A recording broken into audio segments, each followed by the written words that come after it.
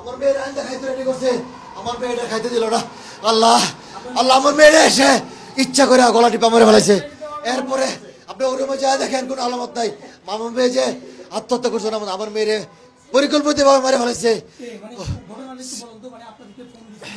Phone দিয়েছি হইলো আমার ওয়াইফের মোবাইলে ফোন দিয়েছি। তুমি কথা বলো না, তুমি কথা বলো। আমার মেয়ের হাজবেন্ড তার নাম সিফাত, সে রাতে ফোন দিছে 1:56 সে ফোন দিছে। তো ফোন দিছে পরে আমি রিসিভ করলাম, রিসিভ করে পরে বললাম কি ব্যাপার সিফাত, কি অবস্থা তোমাদের? আম্মু এখনই আসে আমাদের বাসায়। কেন, কি হয়েছে? কেন এখনই আসেন। আসসালামু আলাইকুম দর্শক, দেশ ও দেশের বাইরে থেকে যারা এই মুহূর্তে ভিডিও ওপেন করেছেন সবাইকে অসংখ্য অসংখ্য ধন্যবাদ। দর্শক, প্রথমেই আপনারা শিরোনামের একটা অংশ দেখেছেন, যেখানে ফোন করে জামাই শাশুড়িকে বলছে আপনার মেয়ে আর দুনিয়াতে নেই। তারপরেই ফোন কাটার পরেই তার মেয়ের লাশ বাড়ির পেছনে পড়ে আছে সামনে। এমন দৃশ্য দেখে মানুষ অবাক হয়ে গেছে যে একজন হাজব্যান্ড কী করে তার স্ত্রীকে মেরে ফেলে নিজেই ফোন করে শাশুড়িকে জানিয়ে দেয় যে সেই রান্নাবান্না শেষ করতে না পারা সেই মা ছুটে যায় তার মেয়ের জন্য। কিন্তু আসলে কি কারণ ছিল জানতে হবে আমাদেরকে পুরো ভিডিও দেখে। চলুন কি কারণে এই স্ত্রী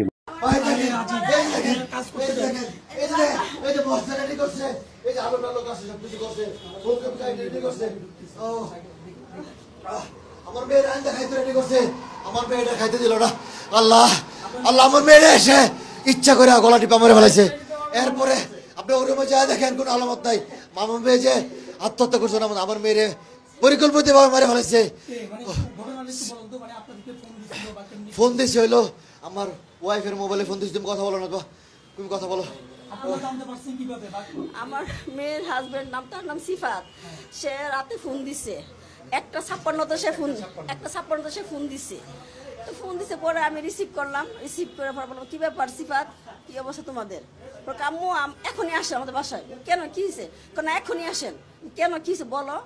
কে আর নাই, মানে ওর কথাগুলো একদম, হ্যাঁ সিফাত, ওর কথাগুলো একদম স্বাভাবিক। হ্যাঁ একদম স্বাভাবিক সে বলতেছে। কি বলো তুমি? আমি তো রাগ করছি, আমি কাঁদতেছি। কি বলো তুমি এগুলো? যে কে নাই মানে, নাই মানে এটা কি? না কে আর নাই। পরে আমি স্পিকার দিচ্ছি, পরে তুমি শুনছো না, তাই না? পরে আমরা তাড়াতাড়ি করে পরে আসলাম। তা আমরা আসলাম, এখানে বলছে বাসায় আসতে। তো আমরা বাসায় আসবো, সিএনজি বাসায় আসতেছি। তখন আবার বললো কি যে না বাসায় না, ওকে ঢাকা মেডিকেল নিয়ে যেতেছে, ঢাকা মেডিকেলে আসেন। আবার আমরা ঢাকা মেডিকেলে গেলাম। ঢাকা মেডিকেলে যাওয়ার পরে বলছে ঢাকা মেডিকেল না, বিআরবিতে নিছি আমরা, বিআরবিতে আসেন। আমরা বিআরবিতে গেলাম, বিআরবিতে যাওয়ার পরে দেখি যে ওর ড্রাইভার ছিল, ওর কাজের লোকটা ছেলেটা ছিল, আর যে ওর বন্ধু ছিল, নাম হয়েছে প্রেম, হ্যাঁ ও ছিল। তখন সিফাত ছিল না, ওর হাজবেন্ড সিফাত ছিল। হ্যাঁ ও যায় নাই, ও যায় নাই, ঠিক আছে। ওর বন্ধু আমাকে বলতেছে, আমি দেখতেছি, আমাকে দেখতে দিচ্ছে না, বলতেছে যে ইসিজি করতেছে, আপনি এখন যান না। আমি তো কাঁদতেছি। পরে ওর বন্ধু প্রেম, ও বলতেছে আন্টি একটু শান্ত হন, আপনার মেয়েকে মেরে ফেলছে, আমি অনেক কিছু জানি, আমি সাক্ষী দিব আন্টি, আপনি একটু শান্ত হন, আপনার মেয়েকে ওরা মেরে ফেলছে এই কথা বলছে সে। সিফাতের বোন দীপার হাজবেন্ড মাহফুজ, এরা এই সিফাতের নিয়ে পলাই গেছে। এর বাসাটা কে টাকা তার বলে মনির পলাই গেছে। মেয়ের জামাই বন্ধুরি দিয়া পাঠাইছে বাসাটা কে টাকা ড্রাইভারটা করে এদেরকে পাঠাইছে। ও মনে হয় যায় নাই, ওদেরকে কি আমরা পাইনি হসপিটালে, বিআরবি হাসপাতালে। আমরা যাওয়ার প্রায় 20-25 মিনিট পরে ওরে পাইছি, আধা ঘন্টা পরে পাইছি। তারপরেও আমি যখন বললাম সিফাত যদি কি আমার মেয়ে সুইসাইড করে, তুমি এত স্বাভাবিক কিভাবে থাকো? তোমার 4টে সন্তান, তুমি কিভাবে স্বাভাবিক থাকো? তুমি কিভাবে স্বাভাবিকভাবে চলতেছো? এরপরে আমি বললাম যে নিশ্চয়ই তুমি আমার মেয়েরে মারি ফেলেছো। পরে সে পলাই গেছে গা। পরে এর বোন গেছে গাড়ি চালায়, ওর বোনের হাজব্যান্ড এরা পরে সিফাতরে নিয়ে পরে এরা গাড়ি টান দিয়ে চলে গেছে গা। আমি একলা ছিলাম পুরুষ মানুষ। এরপরে আমার যারা কাছের লোক ছিল এরা তো সবাই কান্দাকারি ব্যস্ত, কেউ আর হেল্প করার জন্য, কারণ আমি কেউ আটকাতে পারি নাই। সিফাতের বন্ধুরা সে বলছে সাক্ষী দেবো, আমি জানি যে সিফাত ওরে মারছে, আমি অনেক কিছু জানি, আমি সাক্ষী দেবো। ও বন্ধু পলাই গেছে। ওর বন্ধু নাম হলো কাজী ফারুক নেওয়াজ প্রেম, ওর বাসা হলো পুরান ঢাকায়। কাজী মারুফ নেওয়াজ প্রেম, ও হলো পুরান ঢাকায় হলো বাসা, কিন্তু ও পলাতক আসামি মনে হয় উত্তরা থাকে। আচ্ছা, এরপরে ওর বাসায় একটা কেয়ারটেকার আছে, নাম হলো মনির, বাড়ি হলো ভোলা। হ্যাঁ, এই ছেলেটা ছিল ওইখানে। এদের ড্রাইভার ছিল, ড্রাইভারটার নাম কি ছিল, মুকুল না কি নাম ছিল, না মনির তো হলো কেয়ারটেকার, মুকুল নামের একটা ড্রাইভার ছিল। এরা সবাই পলাইছে। এরপরে ওর বোন দীপার হাজবেন্ড সবাই পলাই গেছে, আরো লোকজন গেছে, সবাই পলাই গেছে। হ্যাঁ, পরে আমি আমার মেয়ের পরে আমি যেহেতু আমি মামলা করতে গেলেও তো আমার এটা সরকারি হাসপাতালে নিতে, পরে ঢাকা মেডিকেলে ওই হাসপাতাল থেকে অ্যাম্বুলেন্স রেডি করে দিছে। পরে অ্যাম্বুলেন্স দিয়ে ঢাকা মেডিকেলে নিয়ে গেছি। ঢাকা মেডিকেলে নিয়ে বলছে, ডাক্তাররা বলছে যে বাচ্চা তো ও তো মারা গেছে, আরো আগেই, অনেক আগেই মারা গেছে। আমি যাই আমার মেয়েটার হাত পা সব দেখছি ঠান্ডা হয়ে গেছে। আমার মেয়ের হাত পা সব বরফ হয়ে গেছে, মনে হচ্ছে আরো অনেক আগে আমার মেয়েরা মারা ফেলেছে, শুধুমাত্র এটা অভিনয় করছে এরা।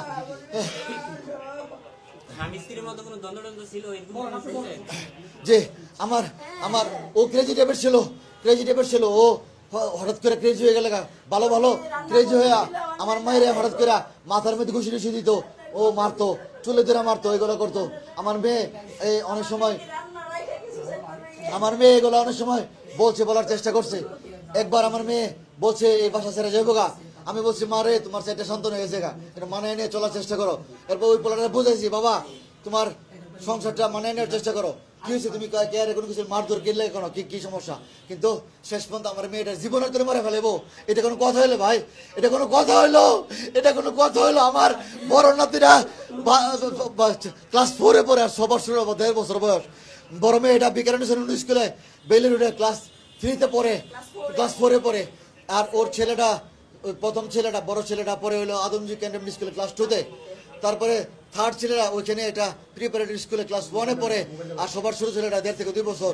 এই সুন্দর ফ্যামিলিটা, ও আমরা কি অপরাধ করছি। সাংবাদিক ভাই, আমার মেয়ে যদি সুইসাইড করতে কোনো আলামত আছে, আপনি যাই ওই রুমে দেখেন, ওটা হলো মাস্টার বেড, দেখেন কিছুই নেই। আপনি যান প্লিজ, আপনি সাংবাদিক প্লিজ দেখেন।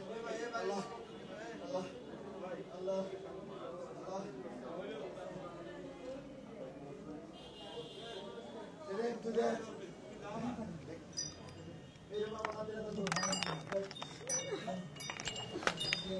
এখানে হইছে না।